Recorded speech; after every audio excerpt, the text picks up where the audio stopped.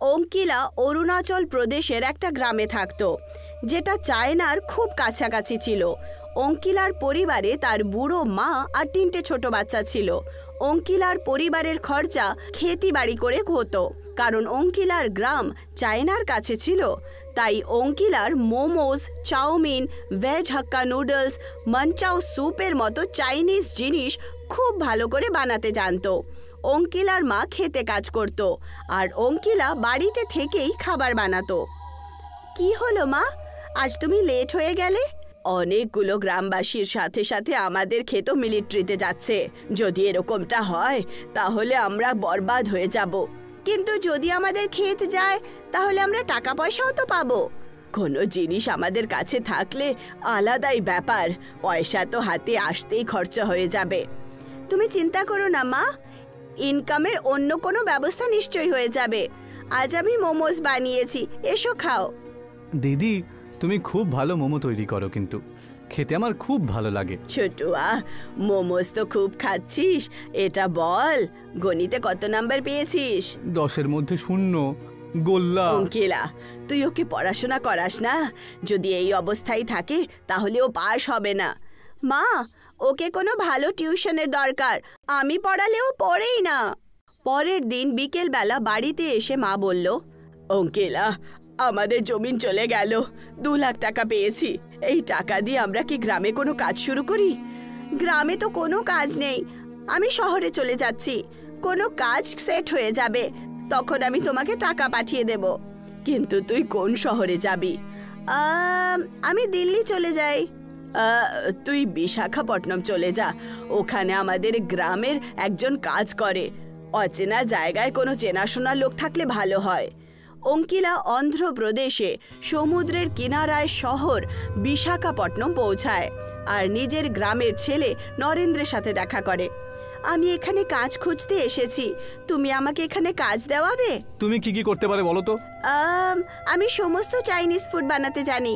আমি যে রেস্টুরেন্টে কাজ করি না, ওখানে মোমো তৈরি করার কারিগরের খুব দরকার রয়েছে। আমি আমার মালিকের সাথে কথা বলে নিচ্ছি। নরেন রেস্টুরেন্টের মালিক বিষ্ণুর সাথে কথা বলল, আর অঙ্কিলা মোমোস বানানোর কাজটা পেয়ে গেল। রেস্টুরেন্ট সমুদ্রের কিনারাতেই ছিল। লোকেরা বিচে ঘুরতে আসতো আর খাবার দাবারও খেত। অঙ্কিলার হাতের টেস্টি মোমোস লোকেরা খুব পছন্দ করে। রেস্টুরেন্টের মালিক বিষ্ণুর রোজগার খুব বাড়ছিল, কিন্তু রোজগার বাড়ার সাথে সাথে বিষ্ণু নিজের ওয়ার্কারদের স্যালারি বাড়াচ্ছিল না। ও অঙ্কিলাকে শুধু 10,000 দিত। অঙ্কিলার জন্য সেভিংস করা আর বাড়িতে টাকা পাঠানো খুব মুশকিল হচ্ছিল।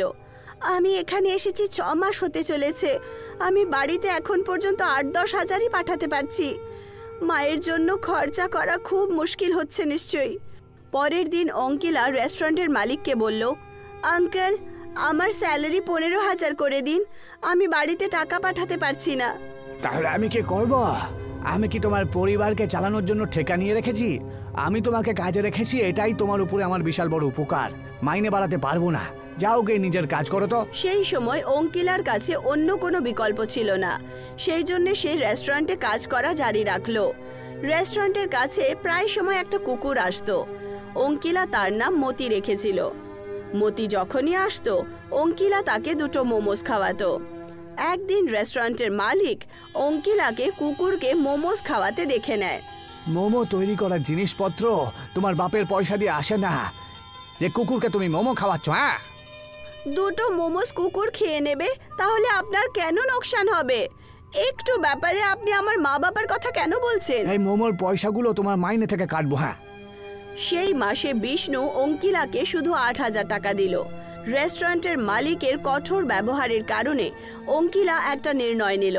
অঙ্কিলা নরেনকে বলল, আমি এখানে কাজ ছেড়ে দিচ্ছি, এখন আমি নিজের বিজনেস স্টার্ট করব। কিন্তু তার জন্য তোমাকে অনেক বেশি জিনিসপত্র কিনতে হবে তো, আর একটা কাউন্টারও যে লাগবে, তাই না? যেগুলো রেখে তুমি মোমো বিক্রি করতে পারবে। তা তোমার কাছে ইনভেস্ট করার মতন পয়সা আছে তো? কিছু টাকা আছে আমার কাছে, একটু তুমি দিয়ে দাও। অঙ্কিলা সমুদ্রের কিনারায় একটা কাউন্টারে নিজের মোমোস বিক্রি করা শুরু করলো। এখন বিষ্ণুর রেস্টুরেন্টে খুব কম লোক মোমোস খেতে যেত। বিচে ঘোরাফেরা করার লোকেরা বেশিরভাগ অঙ্কিলার মোমোস খেত। অঙ্কিলা এখন প্রত্যেক মাসে প্রায় 20,000 টাকা রোজগার করে। বিষ্ণু যখন অঙ্কিলার কাউন্টারে ভিড় দেখলো তখন ও চিন্তা শুরু করলো। এতদিন পর্যন্ত শুধুমাত্র আমার রেস্টুরেন্টেতেই চাইনিজ ফুড বিক্রি হচ্ছিল, কিন্তু এই মেয়েটা তো আমার ব্যবসা একেবারে লাটে তুলে দিল দেখছি। যে কোনো দিনও আমার মতন রেস্টুরেন্ট খুলতে পারে, পথের কাঁটা যাতে ও আমার হতে না পারে সেই জন্য ওকে একেবারে শেষ করে ফেলতে হবে। বিষ্ণু একদিন অঙ্কিলার কাছে গিয়ে বলল, অঙ্কিলা, আমার নতুন কাজের লোক ভালো মোমো তৈরি করতে পারছে না। আমি চাই তুমি আমার রেস্টুরেন্টে আবার ফিরে এসো। আমি তোমার মাইনে 2000 টাকা বাড়িয়ে দেব।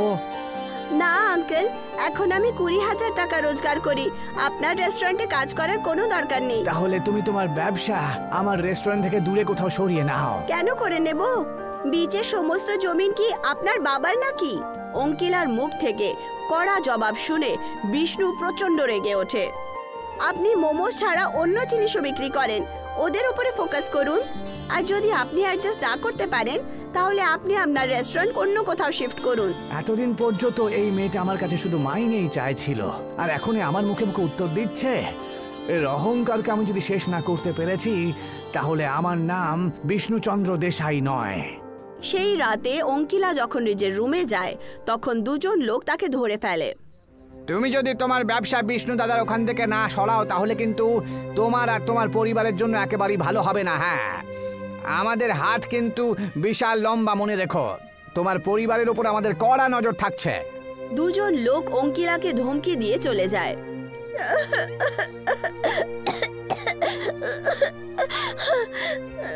অঙ্কিলা অনেকক্ষণ পর শ্বাস নিতে পারলো। অঙ্কিলা ফোন করে নিজের মায়ের সাথে কথা বলে। তুই ভয় পাস না বাবু, এখানে কেউ আমাদের ক্ষতি করবে না, তুই নিজের কাজ জারি রাখ। তুই এক্ষুনি পুলিশের কাছে যা। অঙ্কিলা পুলিশের কাছে গিয়ে এফআইআর করে।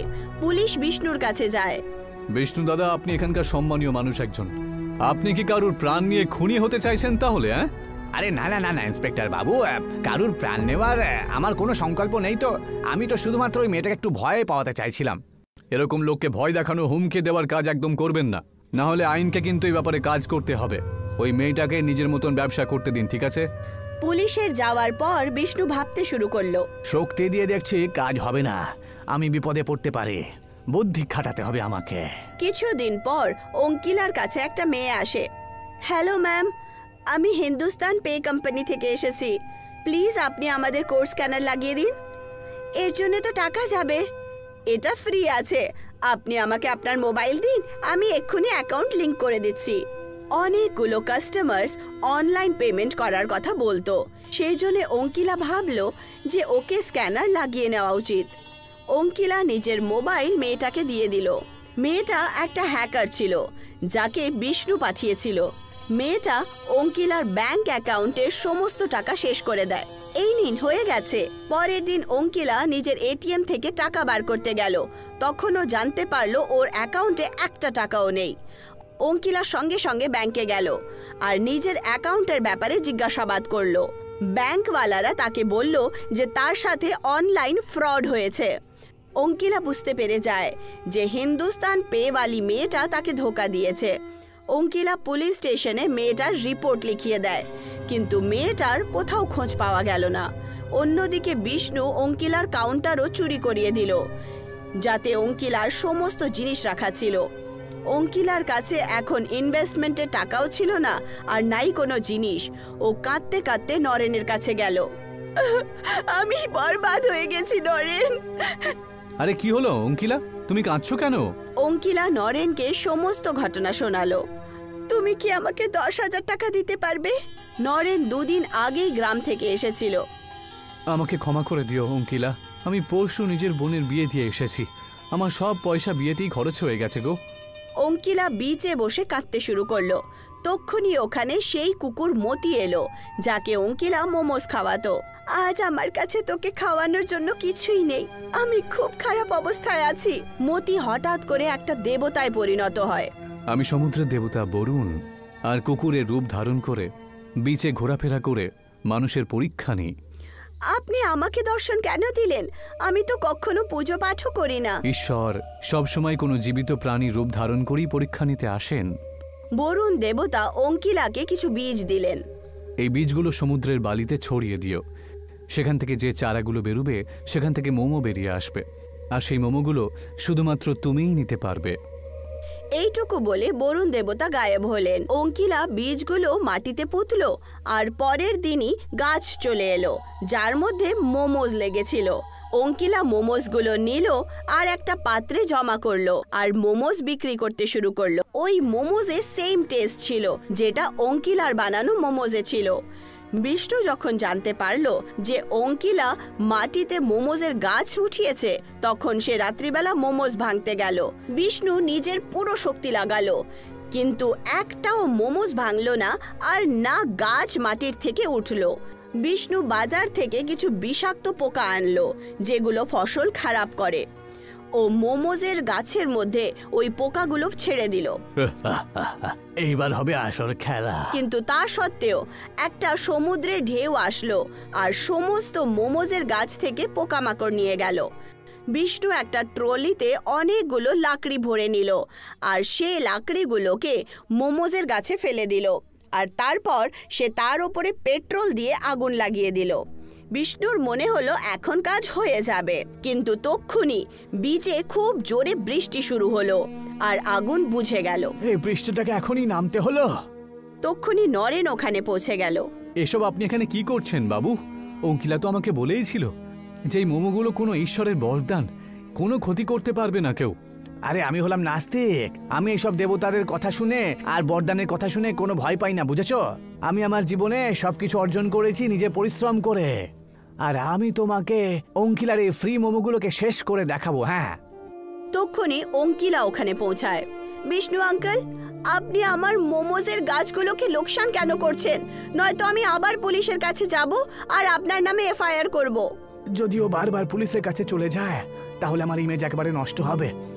এখন আমার এখান থেকে চলে যাওয়াটাই ঠিক হবে। তুমি ভুল বুঝছো অঙ্কিলা, আমি তো শুধুমাত্র এখানে এই মোমোগুলোকে দেখতে এসেছিলাম। তোমার যদি ভালো না লাগে তাহলে আমি এখান থেকে চলে যাচ্ছি। নরেন, তুমি আমার সঙ্গে চলো তো। বিষ্ণু নরেনকে নিজের সাথে নিয়ে বাড়িতে পৌঁছলো। নরেন, একটা কাজ করে দে আমার হয়ে। তুই কিরকম কাজ? তুই তোর গ্রামে যাতো আর যেভাবেই হোক অঙ্কিলার মা আর ওর ভাইকে অসুস্থ করে তোল যাতো। ওরা যেই একবার অসুস্থ হয়ে যাবে না, তখন অঙ্কিলাকে ওদের দেখাশোনা করার জন্য বাড়িতে ফিরতেই হবে। আর এমন ভাবি অঙ্কিতা আমার রাস্তা থেকে সরে যাবে, তাই না? আর এই কাজের জন্য আমি তোকে 50,000 টাকা দেবো রে। আর তুই যদি বারণ করেছিস না, তাহলে আমি তোকে কাজ থেকে বের করে দেব। নরেন খুব মুশকিলে ছিল। সেই রাত্রিবেলাও ঘুমোলো না। হ্যাঁ ঈশ্বর, এখন আমি কি করি? কাজ তো আমি ছাড়তে পারবো না। আমার বউ বাচ্চারা না খেতে পেয়ে মরবে যে। মালিক যা বলেছে সেটা করা ছাড়া আমার কাছে তো আর কোনো উপায়ও নেই। পরে যা হবে সেটা আমি দেখে নেব। এই পাপটা তো আমি আর নিজে থেকে করছি না, তাই না? আমি বাধ্য হয়ে এই পাপ করতে হচ্ছে আমাকে। ঈশ্বর আমাকে ক্ষমা করে দেবেন। নরেন নিজের গ্রামে গেল আর অঙ্কিলার বাড়িতে মিষ্টির বাক্স নিয়ে গেল। অঙ্কিলার মা নরেনের মাসি ছিল। মাসি, আমি একটা নতুন মোটর বাইক কিনেছি, তার জন্য মিষ্টি নিয়ে এসেছি আমি। অঙ্কিলার মা নরেনকে খুব ভালো করে চিনত। খুব খুশির ব্যাপার সোনা। আর বলো, বাড়িতে সব ঠিকঠাক তো? আর অঙ্কিলা কেমন আছে? বাড়িতে সবাই তো ভালোই রয়েছে, আর অঙ্কিলারও ব্যবসা ভালোই চলছে এখন। আপনার মেয়ে সত্যিই খুব পরিশ্রম করতে পারে। এমন মেয়ে তো যার ভাগ্য ভালো সেই শুধুমাত্র পায়। কিছুক্ষণ কথা বলার পর নরেন চলে যায়। অঙ্কিলার মা আর তার ভাইয়েরা মিষ্টি খেয়ে নিল। ওদের 4 জনেরই জ্বর চলে আসে আর ওরা অসুস্থ হয়ে পড়ল। অঙ্কিলা নিজের পরিবারের দেখাশোনার জন্য বাড়িতে আসতে হলো। এখন আর আমাকে আর কেউ আটকাতে পারবে না। এই গাছগুলোকে উপরে ফেলে দিতে পারবো না তো কি হয়েছে, নষ্ট তো করতেই পারি। বিষ্ণু একটা রোড রোলার আনলো আর রোলার সে গাছের ওপরে চড়ালো, কিন্তু তা সত্ত্বেও গাছের কোনো লোকসান হলো না। রোলার চলে যাওয়ার পর গাছ আবার নিজের জায়গায় দাঁড়িয়ে পড়তো। বিষ্ণু রাগের চোটে পাগল হয়ে গেল। সে সামনে সেই কুকুর মতিকে দেখল। বিষ্ণু নিজের রাগ কুকুরের ওপরে নামালো। আজকে আমি এই কুত্তাটাকে জীবন্ত ছাড়বো না। হ্যাঁ, বিষ্ণু কুকুরের ওপর রোড রোলার চড়াতেই যাচ্ছিল। তক্ষুনি কুকুর বরুণ দেবতায় পরিণত হলো আর বরুণ দেবতা বিষ্ণুকে রোলার সহিত উঠিয়ে সমুদ্রের মাঝখানে ফেলে দিলেন। বাঁচাও, বাঁচাও, আমি সাঁতার কাটতে পারি না, আমাকে কেউ বাঁচাও। বরুণ দেবতা তার কাছে গিয়ে বললেন, আমি তোমাকে রক্ষা করতে পারি, কিন্তু প্রথমে আমায় কথা দাও যে অঙ্কিলার কাজে তুমি কখনো বাধাপ্রাপ্ত করবে না। আমি কথা দিচ্ছি অঙ্কিলার ব্যবসায় আমি কোনো রকম বাধাপ্রাপ্ত করব না। ওর পয়সাও আমি ওকে আবার ফিরিয়ে দেব, আর ওর কাউন্টারটাও। তখন বরুণ দেবতা বিষ্ণুকে তুলে সমুদ্রের কিনারায় ফেলে দিলেন, আর উনি ওখান থেকে অদৃশ্য হলেন। উনি অঙ্কিলার বাড়িতে পৌঁছলেন আর অঙ্কিলার পরিবারকেও সুস্থ করলেন। অঙ্কিলা শহর ফিরে এলো আর তার কাজকর্ম আগের মতোই চলতে শুরু করলো। চন্দ্র একটা বড় ঘরের ছেলে, কিন্তু ও খুব অসভ্য ছেলে। ও বাড়িতে আর বাড়ির বাইরেও কারোর সাথে ভালো করে কথা পর্যন্ত বলতো না। ওর এই অভ্যাসের কারণে তার বাড়ির সমস্ত লোকেরা খুবই বিরক্ত হতো। সবাই ওকে বোঝানোর অনেক চেষ্টা করে, কিন্তু চন্দ্র কারোর কোনো কথা শোনে না। বাবু, নিজের মুখের ওপরে কন্ট্রোল কর। তুই কারোর সাথে যখন কথা বলিস তখন কমপক্ষে তার বয়স তো দেখে নে। তুমি আমাকে বলতে এসো না যে আমায় কি করতে হবে আর কি করতে হবে না। যাও গিয়ে নিজের মেয়েকে বোঝাও। কালকে ও নিজের শ্বশুর বাড়িতে যাবে, তাই ওকে বেশি শিক্ষা দেওয়া উচিত, আমাকে নয়, বুঝেছো? এটা তুই কিরকম কথা বলছিস বাবু? ও তো তোর বোন না? আমি আর তোর বাবা কি তোকে এই ম্যানার্সই শিখিয়েছি যে তুই আমাদের সাথেও এইভাবে কথা বলিস? আমি অন্য কারো কাছ থেকে শেখা পছন্দ করি না। যা শেখার হওয়ার সেটা আমি নিজেই শিখে নিই, আমার কাউকে প্রয়োজন নেই। চন্দ্রের কথা শোনার পর আর তার ব্যবহারের কারণে সমস্ত ঘরের লোকেরা এত অস্থির হয়ে পড়ল যে সবাই চন্দ্রের কমপ্লেন নিয়ে তার বাবার কাছে পৌঁছায়। কারণ চন্দ্র শুধু নিজের বাবাকেই ভয় পেত। দেখো না গো, এই চন্দ্র তো শোধরানোর নামই নিচ্ছে না। দিন প্রতিদিন ও খুব ফালতু হয়ে যাচ্ছে।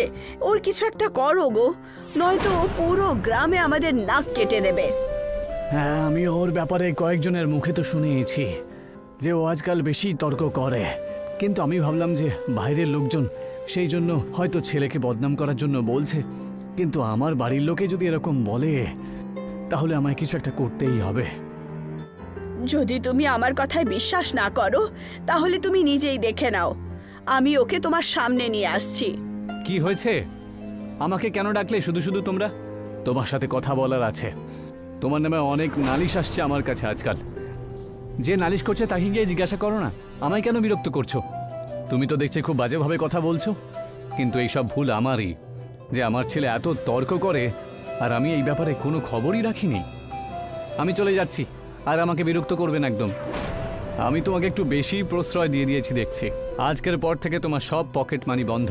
তবে হ্যাঁ, এবার থেকে তুমি বাড়িতেই থাকবে, বাইরে গিয়ে তুমি একেবারে নষ্ট হয়ে গেছো। চন্দ্র নিজের বাবার কথা শোনে না আর বাড়ি থেকে বেরিয়ে যায়। তুমি যদি বাড়ির বাইরে পা দিয়েছো তাহলে আর কখনো ফিরবে না। তোমার জন্য এই বাড়িতে আর কোনো জায়গা থাকবে না। আমি আমার জীবনটা নিজের মতন কাটিয়ে নেব। চন্দ্র রাগের চোটে বাড়ি থেকে তো বেরিয়ে যায়, কিন্তু এখনও কিছুই বুঝতে পারছিল না যে ও কোথায় যাবে। তাই সে একটা মোমোওয়ালার দোকানে যায়, যার কাছে ওর প্রায় সময়ই মোমোস খেত। এক প্লেট মোমো আমাকে দে তো, খুব খিদে পেয়েছে আমার। আরে দাদা, আর কয়েকটা মাত্র বাকি রয়েছে মোমো। এক প্লেট পুরো হবে না, এমনিতেই রাত হয়ে গেছে তো, তাই দোকানটা আমি বন্ধ করতে যাচ্ছিলাম। তোমরা না সত্যি, যা যা গিয়ে আমার জন্য কয়েকটা ফুচকা নিয়ে আয় তো, যা। চন্দ্রের বলা মাত্রই মোমোওয়ালা তার জন্য এক প্লেট ফুচকা নিয়ে আসে, আর সেই প্লেটেই কিছু বেঁচে থাকা মোমোস রেখে দেয়।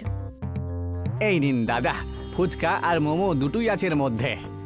চন্দ্র খারাপ মনে সেই প্লেটের দিকে তাকায়। তার খিদে তো পেয়েছিল, কিন্তু খাওয়ার মনই ছিল না। এইসব ফুচকা মোমো আমি অনেক কিছু খেয়েছি, এখন আমি নতুন কিছু খেতে চাই। এগুলো খেয়ে খেয়ে আমি বোর হয়ে গেছি। একে বাড়ির কথায় আমার বিরক্ত লাগে আজকাল, তার উপর আবার এইসব খাবার খেতে হবে। চন্দ্র রাগের চোটে ফুচকার মধ্যে মোমোস দিয়ে দেয়, যার কারণে মোমোস ফুচকার জলের মধ্যে মিশে যায়। এই নে, তুই খেয়ে নে বাকিটা। তুই তো রোজ রোজ এসব খেতে পারবি না, তাই না? আপনি নিজেই আমাকে বললেন যে মোমো দিন, আর ফুচকা আনার জন্য তো আপনিই বললেন, তাই না? তাহলে আপনি আমার উপর এরকম রাগ করছেন কেন? আর এগুলো খেলে কি এমন ক্ষতি হবে? মোমোসওয়ালা সেই ফুচকার ভেতরে রেখে দেওয়া মোমোস খেয়ে নেয়। তার সেটা খুব টেস্টি লাগে। আপনি রাগের বশে একটা অন্যরকম ডিশ বানিয়েছেন। এর টেস্টটা দেখছি একদম সত্যি অন্যরকম। আচ্ছা, তাই নাকি? তাহলে আমি একটা ট্রাই করে দেখি তো। তার টেস্ট খুব পছন্দ হয়। এ তো খেতে দেখছি সত্যিই খুব ভালো। এবার থেকে আমি সব মোমোজ ফুচকার মধ্যে মিশিয়ে খাবো। চন্দ্র এইভাবেই সমস্ত মোমোজ ফুচকার ভেতরে দিয়ে খেতে শুরু করে। ঠিক আছে দাদা, এখন আপনি চলে যান, এমনিতেই আমি দোকানটা বন্ধ করতে চলেছি। দেখ, ব্যাপারটা হলো যে আমাকে বাড়ি থেকে বের করে দেওয়া হয়েছে, এখন আমিও তোর সাথে এখানেই থাকবো, আর কিছু কাজ করে নিজেই পয়সা রোজগার করব, আর বাড়ির লোককে দেখিয়ে দেব যে আমি ওদের সাহায্য ছাড়াই এই এলাকাতে একা থাকতে পারি। চন্দ্র এখন সেই মোমোসওয়ালার সাথেই মোমোস বিক্রি করার কথা ভাবে। দাদা, মোমো বিক্রি করে এত রোজগার করি না যে আমার বাড়ির খরচই ভালোভাবে চলতে পারে, তার উপর আমি আপনাকে আমার দোকানে কি করে কাজে রাখতে পারি বলুন তো? চন্দ্রের পুরো বিশ্বাস ছিল যে মোমোসওয়ালা তাকে তার দোকানে নিজের সাথে রেখে নেবে, কিন্তু এখন সে একটু ঘাবড়ে গেছিল, কারণ না ওর কাছে কোনো কাজ ছিল, না ওর কাছে থাকার কোনো জায়গা ছিল। চন্দ্রের মোমোসওয়ালার কথার ওপর খুব রাগ ওঠে। এই, তোর কি মনে হয় আমি কোনো ভিখারি, যে আমি তোর কাছে কাজ চাইবো? আরে তোর মতন লোককে আমি কাজে দিই। আপনার এই ব্যবহারের কারণেই তো আপনাকে লোকেরা পছন্দ করে না। যদি আপনার ব্যবহারটা ভালো হতো না, তাহলে আমার সঙ্গে আমি আপনাকে অবশ্যই রাখতাম কাজের মধ্যে। এই, তোর কাজের আমার কোনো দরকার নেই। চন্দ্র রাগের চোটে ওখান থেকে চলে যায় আর ফুচকাওয়ালার কাছে যায় আর তার কাছে কাজের কথা বলে। আমার কাজের দরকার রয়েছে, তুমি কি আমাকে দোকানে কাজে রাখবে? আমার এই ছোট্ট একটা দোকান ভাই, আমি তোমাকে কি করে কাজে রাখতে পারি বাছা? এখন চন্দ্র বুঝতে পেরে যায় যে যদি সে এখনো নিজের ব্যবহার না শুধরায় তাহলে ওকে রাস্তাতেই ঘুমোতে হবে। তাই সে খুব ভালোভাবে ফুচকাওয়ালার সাথে কথা বলে। দেখো, আমার কাছে একটা আইডিয়া আছে, যেটা করলে আমরা দুজন মিলে অনেক পয়সা রোজগার করতে পারি, কিন্তু তার জন্য আমার সাথে একসাথে হয়ে কাজ করতে হবে। যদি আমরা একসাথে বেশি রোজগারও করতে পারি তাহলে আমার কোনো সমস্যা নেই। এখন ফুচকাওয়ালা তার সাথে কাজ করার জন্য রেডি হয়ে যায়, কিন্তু এখনো চন্দ্রের মোমোওয়ালারও দরকার ছিল। তাই সে নিজের রাগ শান্ত করে মোমোসওয়ালার কাছে চলে যায় আর তাকে সরি বলে দেয়। আমায় ক্ষমা করে দাও ভাই, আমি তোমার সাথে খুব বাজেভাবে আর রাগের বশে কথা বলেছি, কিন্তু আজ থেকে আমি কখনো এমনটা করব না। আর যদি তুমি চাই তাহলে আমরা দুজনে একসাথে কাজ করে বেশি পয়সা রোজগার করতে পারি। আরে কোনো ব্যাপার নয় দাদা, কিন্তু যে কাজের কথাটা আপনি বলছেন সেই কাজটা আসলে কি? আমি ভাবছি যে আমরা মোমোগুলোকে ফুচকার মধ্যে ঢুকিয়ে বিক্রি করব। ওর টেস্ট লোকেদের খুব ভালো লাগবে আর আমরা তিনজনে মিলে বেশি পয়সা রোজগার করতে পারবো। হ্যাঁ, এটা খুবই ভালো আইডিয়া, কিন্তু তার আগে আমাদের অনেক ফুচকা কিনতে হবে, তাই না? আরে না না, তার কোনো প্রয়োজন নেই। আমি ওই ফুচকাওয়ালা কাকুর সাথে এই ব্যাপারে সব ভালো করে কথা বলেছি, আর ও এই ব্যাপারে পুরোপুরি রাজি। তাহলে শুভ কাজ আর দেরি কেন করব? আমরা তিনজনই কাল শুরু থেকে এই কাজ শুরু করে দেব। চন্দ্র আজ মোমোসওয়ালার সাথে তার দোকানেই ঘুমিয়ে পড়ে আর সকাল হওয়ার পর দুজন মিলে মোমোস বানিয়ে নেয়। তার সাথেই ফুচকাওয়ালাও ফুচকা বানিয়ে তৈরি করে নেয়। এখন ওরা তিনজন দোকানের বাইরে একটা বোর্ড লাগিয়ে দেয়, মোমোস পানিপুরিওয়ালা। আরে দাদা, আপনার দোকানে মোমোস পাওয়া যায় না ফুচকা?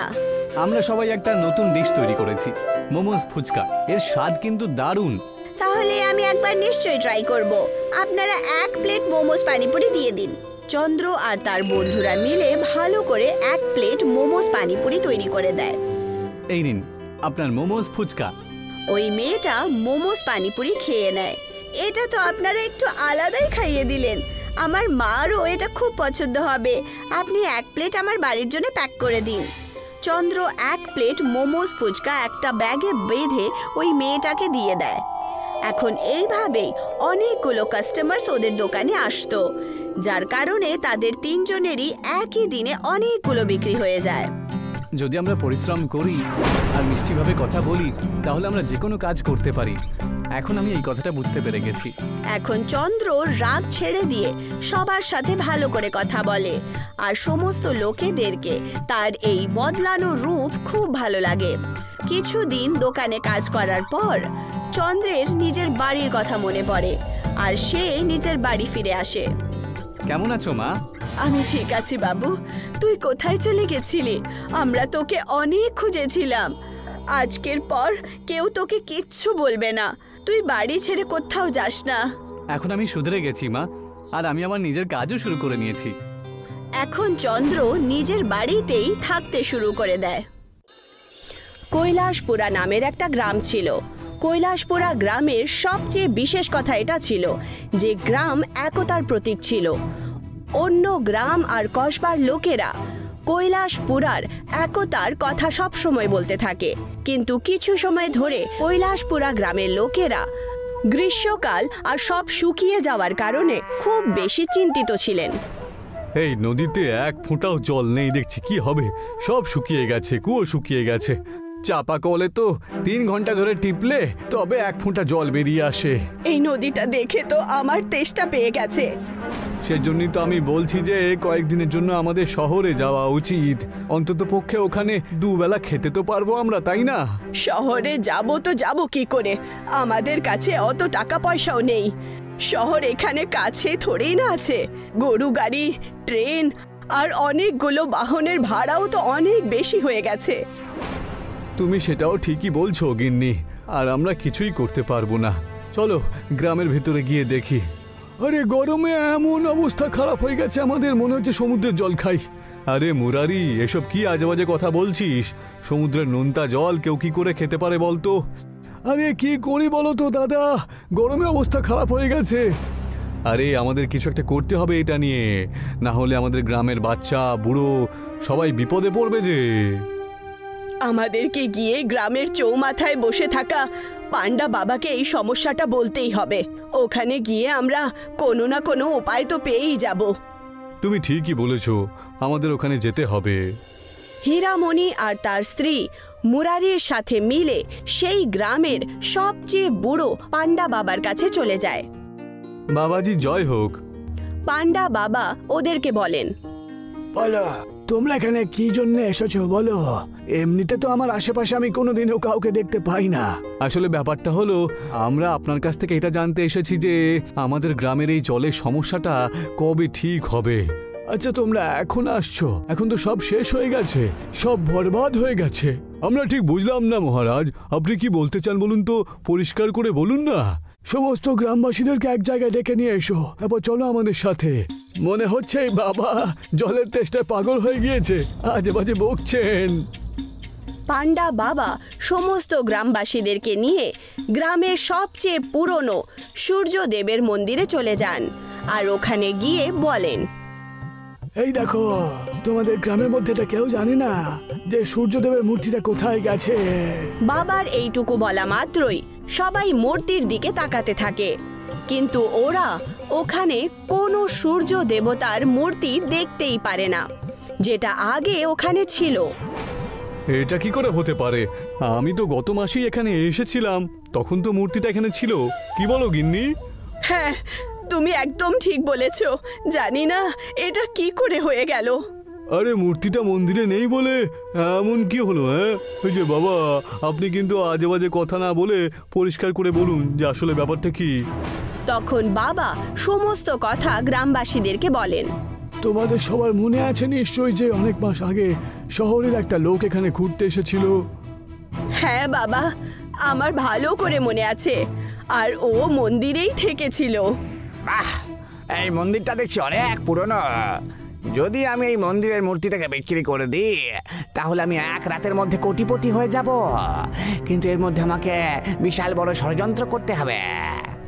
শহরি ব্যবসায়ী শহরের কিছু চোরকে টাকা পয়সা দেয় আর ওদেরকে মন্দিরের মূর্তি চুরি করতে আদেশ দেয়। চোর এসে রাত্রিবেলাতেই মন্দির থেকে সূর্যদেবের মূর্তি চুরি করে নিয়ে যায়। তোমাদের গ্রামবাসীদের লজ্জা হওয়া উচিত যে তোমাদের চোখের সামনে থেকে দিন দহাড়ে কেউ চুরি করে নিয়ে চলে গেল আর তোমরা বুঝতে পারলে না। ধিক্কার তোমাদের মতন এই ভক্তদের। বাবা, আমি এখনো বুঝতে পারলাম না যে ব্যাপারটা কি। ওই মূর্তির সাথে গরমের কি সম্পর্ক বলুন তো? সূর্যদেবের মূর্তিটা যতদিন গ্রামে ছিল, গ্রামরা সবকিছু ভালো ছিল, সবাই আনন্দে দিন কাটাচ্ছিল, আর মূর্তিটা চুরি হয়ে যাওয়ার কারণেই এত সব সমস্যা আমাদের গ্রামে দেখা দিয়েছে। ঠিকই বলেছ হীরামণি, যতক্ষণ না মূর্তিটা ঠিকঠাক জায়গায় চলে না আসছে ততক্ষণ এই সমস্যা বাড়তেই থাকবে। আর ওই ব্যবসায়ী যে অপরাধী করেছে তার শাস্তি তো অবশ্যই পাবে সে। হীরামণি আর মুরারি, তোমরা দুজন শহরে গিয়ে মূর্তিটা খোঁজো, এই জায়গাতে আবার স্থাপনা করে দাও। আপনি যেমনটা বললেন তেমনটাই করব। আমরা এক্ষুনি শহরের জন্য রওনা দিচ্ছি। গিন্নি, তুমি কিছু খাবার বেঁধে আমাদেরকে দিয়ে দাও তো, আমরা আজকেই শহরে রওনা দেব, ঠিক আছে? বাবার কথা শুনে মুরারি আর হীরালাল শহরে যাওয়ার জন্য তৈরি হয়ে যায়। সমস্ত জিনিসপত্র নিয়ে ওরা শহরের দিকে রওনা দেয়। পুরো 2 দিন পর ওরা শহরে পৌঁছে যায়। তখন হীরামণি বলে উঠল, এত বড় শহরে ওই ব্যবসায়ীকে আমরা কোথায় খুঁজবো? শুধুমাত্র তুই ওকে দেখেছিলি, আমি তো জানিও না যে ওকেও দেখতে ঠিক কেমন। আরে শয়তানকে সবসময় অন্ধকারেই খুঁজে পাওয়া যায়। ওই দেখ, ওখানে নিয়ম না মেনে অনেকজনা দোকান করেছে আর অনেক ভুলভাল ব্যবসা করছে ওখানে। চল ওখানে যাই আমরা। মুরারি আর হীরামণি সেই অবৈধ জায়গায় চলে যায়। তখন ওদেরকে একটা লোক গেটেই আটকে দেয়। এই তোমরা ভেতরে কোথায় যাচ্ছ? ভেতরে যাওয়া বারণ আছে, বুঝেছো? আরে আমরা ব্যাপারী সাহেবের জন্য বেশ মূল্যবান উপহার নিয়ে এসেছি যে। আরে সেটা আগে বলতে পারবে তো যে মালিকের বন্ধ। আচ্ছা ভেতরে এসো এসো, আর সোজা যাবে, তারপর এদিক ওদিক যাবে না কিন্তু। হ্যাঁ। হীরামণি আর মুরারি দুজনই ওই ঘরের ভেতরে চলে যায়। আর ওখানে গিয়ে ওরা দেখতে পায় যে ঘরের ভেতরে একটা ছোট্ট ট্যাঙ্ক আছে, যার মধ্যে অনেকগুলো নামি দামি মূর্তি রাখা আছে। আর ওই শহরি ব্যবসায়ী ফোনে কারোর সাথে কথা বলছিল। দুজনই লুকিয়ে তার কথা শুনতে শুরু করে। সাহেব, আজকে আপনি ফেরি তো নাকি? আমি মূর্তিটাকে লুকিয়ে রেখেছি আমার বাড়িতে, কেউ জানতে পারি না, কোনো সন্দেহ হবে না। আজকে বিকেলের মধ্যে চলে আসুন, আর টাকার বাক্সটা অবশ্যই নিয়ে আসবেন। ওই শহরি ব্যবসায়ীর কথা শুনে হীরামণি আর মুরারি ভয় পেয়ে যায় আর ওই ঘরের বাইরে চলে আসে। আমাদের কাছে বেশি সময় নেই, বুঝলি? যে করেই হোক পুলিশকে ডেকে নিয়ে আসতে হবে। তুই ঠিকই বলেছিস, এই শয়তানটাকে খুব তাড়াতাড়ি আমাদের কারাগারে বন্দি করতে হবে।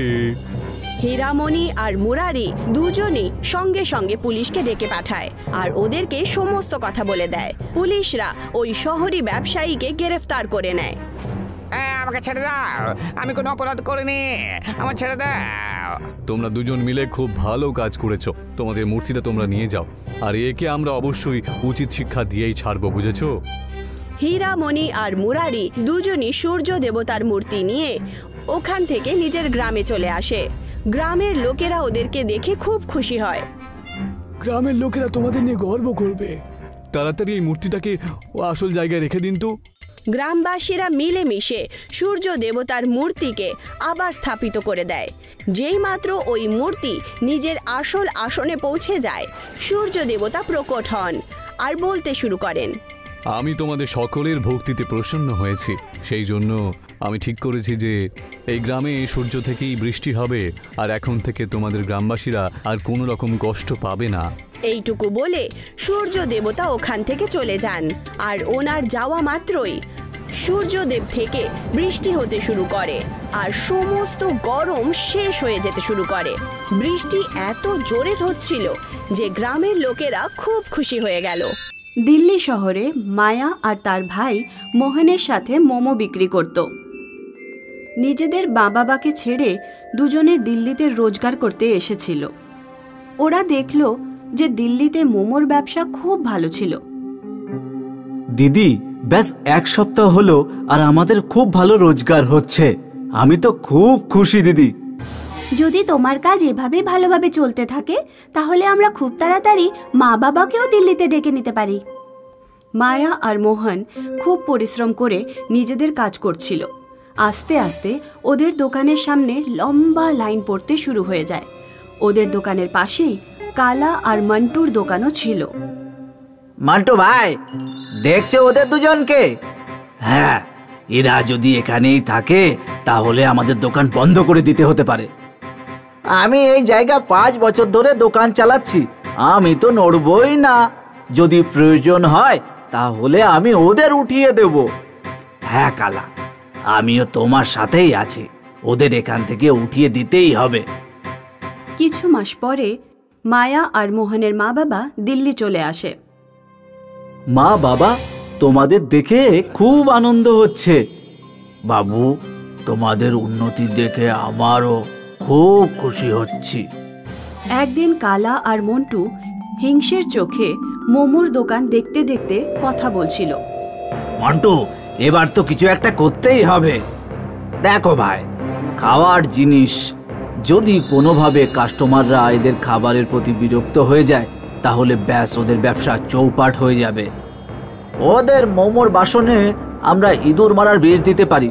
কালা, ইঁদুর মারার বিষ খেয়ে যদি কেউ মরে যায় তাহলে? কেউ মরবে না, আমি জানি। অল্প একটু দিয়ে দেব।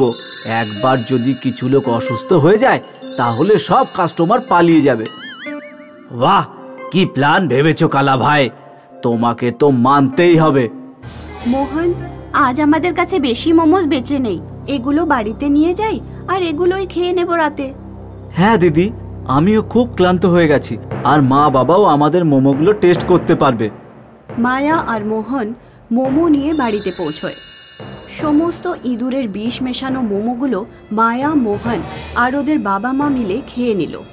পরের দিন সকালে মা বাবার শরীর খারাপ হয়ে গেল।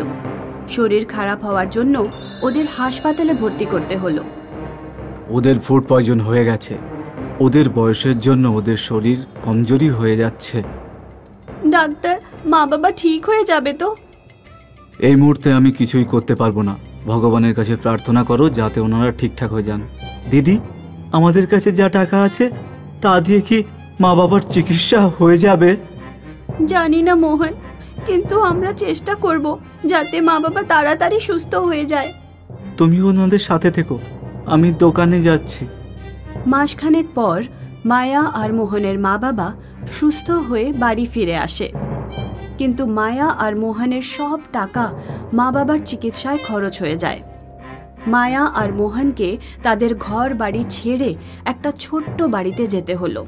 নিজের দোকান ছেড়ে ঠেলায় যেতে হলো। 4 বাটি মোমো বানানোর বদলে 1 বাটি মোমো বিক্রি হতো, ব্যাস। মন্টু ভাই, এদের সাহস তো দেখো। এত কিছু হওয়ার পরেও এখানে ঠেলা নিয়ে চলে এসেছে মোমো বিক্রি করতে। আর কিছু সময় এদের অবস্থা দেখে মনে হচ্ছে বেশি দিন টিকতেও পারবে না। সেই সময়ই ঠেলাতে কিছু কাস্টমার আসে।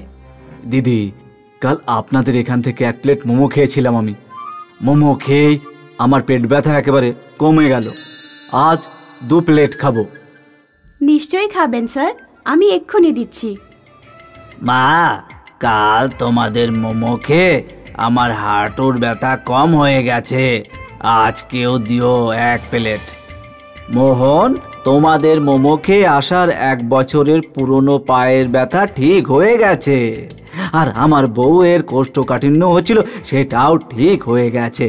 এমন কি জাদু আছে তোমাদের মোমোতে যে অসুস্থ ঠিক হয়ে যাচ্ছে? হ্যাঁ, আজ 10 প্লেট প্যাক করে দাও, পুরো পরিবারকে খাওয়াবো। মন্টু ভাই, আমার তো দোকান বন্ধ করে গ্রামে ফিরে যাওয়ার অবস্থা হয়ে উঠেছে। সব কাস্টমাররা শুধু মোমো খায়। আমার শরীর খারাপ করার চেষ্টা করলাম, কিন্তু এখান তো উল্টোই হচ্ছে। ওদের মোমো দিয়ে তো লোকজনের শরীর ঠিক হয়ে যাচ্ছে। মায়া আর মোহনের উন্নতি আকাশ ছুঁয়ে যাচ্ছিল। এখন ওদের কারিগরের দরকার পড়ল। আর কালা আর মন্টু হাত জোড় করে ওদের কাছে ক্ষমা চাইল। ওরা সব সত্যি কথা বলে দিল। এসব শুনে মায়া প্রচণ্ড রেগে গেল আর ওদের কাজে রাখতে মানা করে দিল। কালা আর মন্টু কাঁদতে কাঁদতে ওদের দোকানে ফেরত চলে গেল আর গ্রামে চলে গেল। মায়া আর মোহন ওদের জাদু মোমোর জন্যে খুব নামি দামি আর ধনী লোক হয়ে গেল। অঞ্জু আর সাগরের পরিবার দিল্লির কাছে গোপালপুর নামের এক গ্রামে থাকত। ওর মা স্কুলে আয়ার চাকরি করত আর বাবা অসুস্থ হওয়ার জন্য বাড়িতেই থাকত। অঞ্জু, রিমোট দে, আমি ফাইট দেখছিলাম, তুই মাঝখানে কোথা থেকে এলি? বাবা দেখো না, আমি জল খেতে গেছিলাম, সেই ফাঁকে ও রিমোট নিয়ে নিয়েছে। বাবা, ও 2 ঘন্টা ধরে ফাইট দেখছে, আমি রিমোট দেব না। তোর যত বাজে বাজে সব নাটক রোজ হয়, একদিন না দেখলেই বা কি হয়? নিজেদের মধ্যে ঝগড়া না করে এক এক করে নিজেদের জিনিস দেখে নাও। তোরা দুজন আবার লড়াই শুরু করেছিস। মা, আজ তুমি এত তাড়াতাড়ি চলে এলে? স্কুল কি আজও বন্ধ? হ্যাঁ বাবু, স্কুল আজ আবার বন্ধ। জানি না কবে খুলবে। মনে হয় এই চাকরি ছাড়তে হবে। আজ তোরা কি খাবি বল? মা, আজ রাজমার ভাত খাবো। আপনার হাতে রাজমা ভাত খেতে খুবই ভালো লাগে। কিছুদিন পর অঞ্জু আর সাগরের মার চাকরি চলে গেল। এবার কি হবে মা? আমরা কি না খেয়ে মরে যাব? না সোনা, এমন বলে না। আমরা নতুন কিছু কাজ খুঁজবো। মা, দিল্লি গেলে কেমন হয়? রাজমা আর ভাতের দোকান খুলবো ওখানে। আমার বন্ধু রাজুর বাবার দিল্লিতে ছোলে ভাটুরার দোকান আছে। রাজু বলছিল ওর বাবা প্রতি মাসে 40,000 টাকা করে রোজগার করে। কিন্তু বাবা, বাড়িতে তোর বাবাকে কে দেখবে? মা, তুমি সাগরকে নিয়ে দিল্লি চলে যাও, আমি বাবার দেখাশোনা করব। সাগর আর তার মা দিল্লি পৌঁছায়। ওরা একটা ঠেলা বানায় আর একটা ব্যস্ত রাস্তায় রাজমা ভাত বেচতে শুরু করে। মা রাজমা ভাত বানাতো আর সাগর লোকজনকে খাওয়াতো। আসুন, সুস্বাদু রাজমা ভাত খেয়ে যান, মাত্র 20 টাকা প্লেট। আসুন, রাজমা ভাত খেয়ে যান। কিছুদিনের মধ্যেই সাগরের ঠেলার কাছে রাজমা ভাত খাওয়ার জন্য ভিড় জমা হতে থাকে। সাগর আর ওর মা যেখানে নিজেদের ঠেলা দাঁড় করাতো তার ঠিক পেছনে একটা নিরামিষ হোটেল ছিল। হোটেলের মালিক সুমন রেড্ডি যখন দেখল যে হোটেলের সামনে এক রাজমা ভাত বিক্রি করার ভালো রোজগার করছে, তখন তার ঈর্ষা হতে লাগলো। যদি এই মহিলা আর তার ছেলে রাজমা ভাত বেচে এমন কামাতে পারে, তাহলে ওরা একদিন আমার মতো হোটেলও খুলে ফেলবে। আমার যে করেই হোক এদের ব্যবসা বন্ধ করতেই হবে। একদিন সুমন রেড্ডি সকাল সকাল নিজের এক চেনা পুলিশ নিয়ে সাগরের ঠেলার কাছে এলো। নিজেদের ঠেলা এখান থেকে সরাও। তোমার আমার হোটেলের সামনে ঠেলা লাগিয়েছো আর তোমরা রাস্তাও জ্যাম করছো। সাগর আর তার মা ঠেলা সরানোর আগেই সুমন ওদের ঠেলায় লাথ মারে আর ঠেলা কিছুটা এগিয়ে উল্টে যায়। সুমনের সাথে একটা পুলিশও ছিল, সেই জন্য সাগর আর তার মা সুমনকে কিছুই বলতে পারে না। ওরা চোখে জল নিয়ে থমকেই থাকে। মা, আমি এক্ষুনি গিয়ে সুমনের দাঁত ভেঙে দেবো।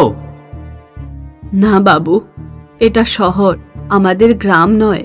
পুলিশ তোকে ধরে ফেলবে। আইন সব সময় বড় লোকেদের থেকেই থাকে। আমরা অন্য কোথাও না হয় ঠেলা লাগাবো। ঠেলা পড়ে যাওয়ার দরুন সব রাজমা ভাত মাটির সাথে মিশে নষ্ট হয়ে গেছিল। মা, আমাদের নতুন রাজমা আর চাল কিনতে হবে। রাস্তায় একজন রাজমা আর চাল বেচতে আসে। দাদা, রাজমা আর চালের দাম কত?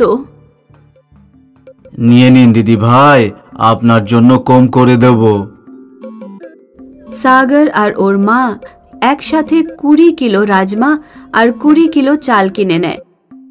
পরের দিন যখন ওরা রাজমা ভাত বানিয়ে এক কাস্টমারকে দিল, তখন কাস্টমার বলল, আপনার রাজমা ভাতে চিকেনের গন্ধ পাচ্ছি। রাজমা ভাতে চিকেনের স্বাদ? এটা কি করে হয়? সাগর আর ওর মা রাজমা আর ভাত খেয়ে দেখে। তাদেরও মনে হয় যেন সুস্বাদু চিকেন খাচ্ছে। মানুষের মধ্যে রাজমা ভাতে চিকেনের স্বাদের কথা ছড়িয়ে পড়ে আর দূর দূর থেকে মানুষ সাগরের ঠেলায় এসে রাজমা ভাত খেতে থাকে। ভিড় এত বেড়ে যায় যে ওরা অঞ্জুকেও ডাকতে বাধ্য হয়। মাত্র 20 টাকার রাজমা ভাতে চিকেনের স্বাদ? কে না ছাড়তে চাইবে এটা? রাজমা ভাতে চিকেনের স্বাদের কথা সুমনের কানেও পৌঁছয়। এরা নিশ্চয়ই চালাকি করে রাজমা ভাতে চিকেন মেশাচ্ছে হয়তো। আমিও আমার খাবারে লুকিয়ে চিকেন মেশাবো, আর তাহলে আমার বিক্রিও অনেক বেড়ে যাবে। সুমনও নিজের শুদ্ধ নিরামিষ খাবারে চিকেন মেশাতে থাকে। একদিন এক বড় রাজনৈতিক দলের নেতা সুমনের হোটেলে খাবার খেতে আসে। সে খাবারে চিকেন পায়। এই হোটেলের মালিক, এটা কি? তুমি আমার খাবারে চিকেন মিশিয়ে আমার ধর্ম ভ্রষ্ট করছো। নেতা সুমনকে ধরে খুব পেটায় আর সুমনের হোটেল বন্ধ করিয়ে দেয়। ওদিকে সাগরের ঠেলাতে ননভেজ খাওয়ার লোক বেড়েই চলেছিল। অবশেষে বাধ্য হয়ে সুমন সাগরের মায়ের কাছে পৌঁছলো। দিদি ভাই, আমি আপনার সাথে যা করেছি তার জন্য ক্ষমা চাইছি। আমার হোটেল আর চলছে না। আপনি যদি আমার হোটেল কিনে নেন আমি খুব খুশি হব। আমি এখান থেকে চলে যাব আর অন্য কোথাও গিয়ে আবার নতুন করে হোটেল খুলব। সাগর আর তার মা সুমনের হোটেল কিনে নিল। মা, আমাদের যা কিছু সব ওই লোকটার জন্যে, যে আমাদের জাদুর রাজমা আর চাল দিয়েছিল। আমি ওকে অনেক খুঁজেছি কিন্তু ওকে কোথাও পাইনি। মনে হয় উনি ভগবানেরই দূত, আমাদের জন্য পাঠিয়েছেন ভগবানেরই দূত। মা, ভগবানের দূত কি বাস্তবে হয়? জানি না মা, কিন্তু অনুভবে তো মনে হয় যে হ্যাঁ, ভগবানের দূত হয়।